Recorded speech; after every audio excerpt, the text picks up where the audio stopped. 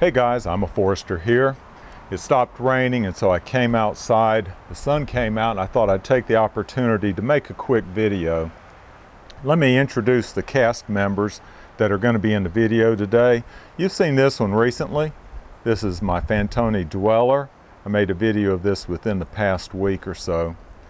And this one I shouldn't have to introduce to anybody. This is the Chris Reeve Menundi. I've made several videos and referred to this knife many times in different videos. This is my favorite knife in my collection.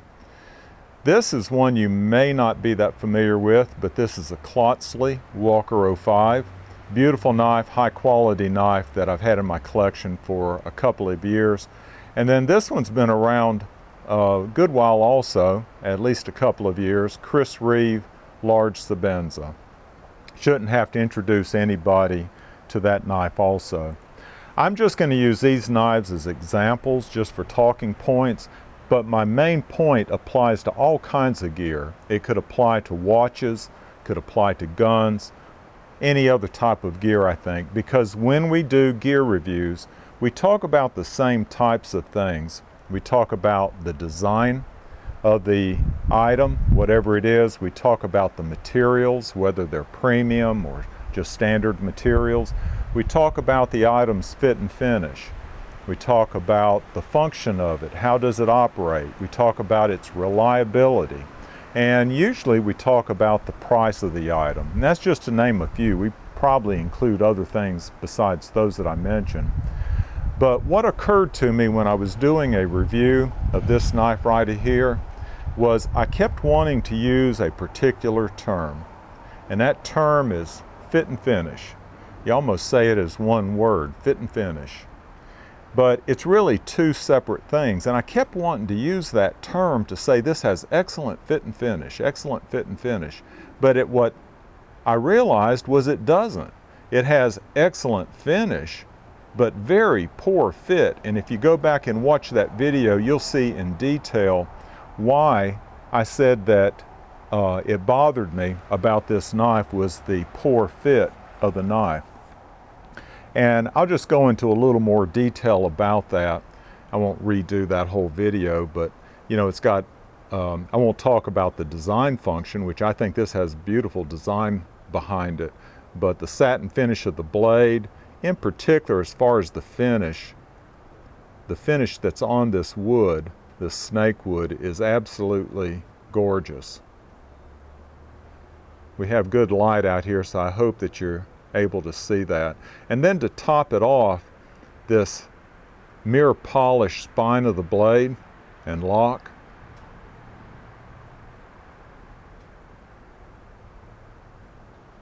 That's the overhead lattice work of our patio. But it really sets off the knife. So the finish is fantastic. But if you go back and watch that video, what did I complain about? Well, generally the fit of the knife.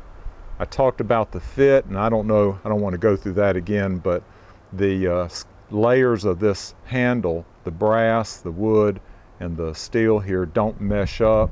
You actually see the brass sticking up in a couple of places. Then when it hits this curve at the base of the knife, those layers don't line up at all. I don't know if you can see that in this video, but you can go back and watch. There's a pretty good view of it. Okay, and then there were little things like the gap between the blade and the liner, or the lockback, I mean. And I think the fact that it was off-centered. There were little things like that. And I don't want to give the wrong impression. I'm afraid that I do when I criticize the fit of the knife, because this is a keeper. I'm not going to get rid of it. But it just made the point to me that fit and finish are really two totally different terms, because finish is something that I praise the knife for. The fit was where I had the problems.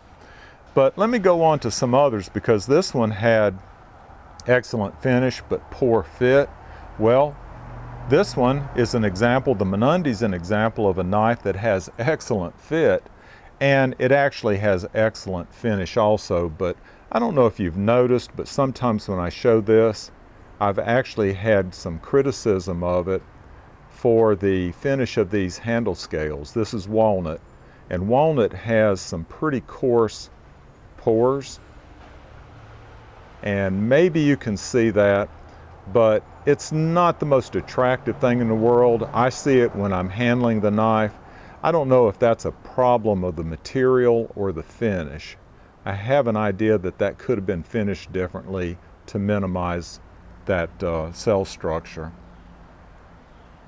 But I'll jump up here to the Chris Reeve because it's another example. Chris Reeve is known for the tolerances of his material, of the construction of his knives, and both of these have excellent fit.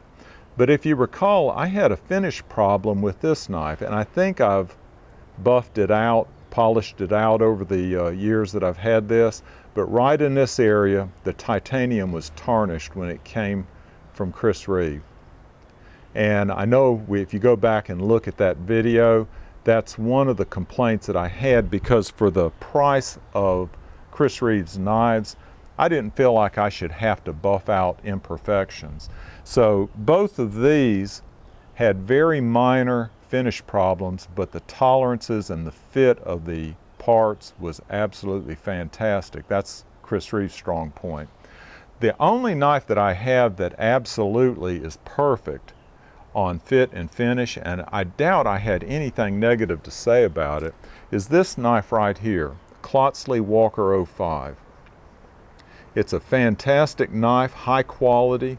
I'm not going to review it here, but as far as fit and finish, it operates beautifully. Everything, it's high tolerances. I remember I communicated with one of the Klotzlis about the design of the knife, and he said he designed it for the sound that it makes when it's operating. I don't know if you can hear that. I thought that was very unique, but the fit and the finish, you can look in detail at how that scale fits into the titanium, how all the parts fit together, and then how beautiful it is. There's some high gloss mirror polish areas like the pivot area there, and then different finishes on some of the other areas. That's the only knife I have that I absolutely could not find any differences in the quality of the fit and finish. And I did look through my collection to see if I have anything, any knife in the collection that had poor fit and finish, and thank goodness I couldn't find one. Hopefully I wouldn't buy a knife that had poor fit and poor finish. Now, I'm not making a major issue here. It's just that when I did the video review of this Fantoni Dweller, I struggled with that concept, wanting to say great fit and finish, and finally it dawned on me, the reason I'm having a problem with it is it doesn't have good fit. It has good finish, and that's what's appealing to me about that particular knife. So it's no biggie, just something to be aware of. It's a thought that I had never had before I made the review of this knife, and so I thought it was something worthwhile to mention. I hope you've gotten a little something out of it. Appreciate it. Talk to you later. Bye.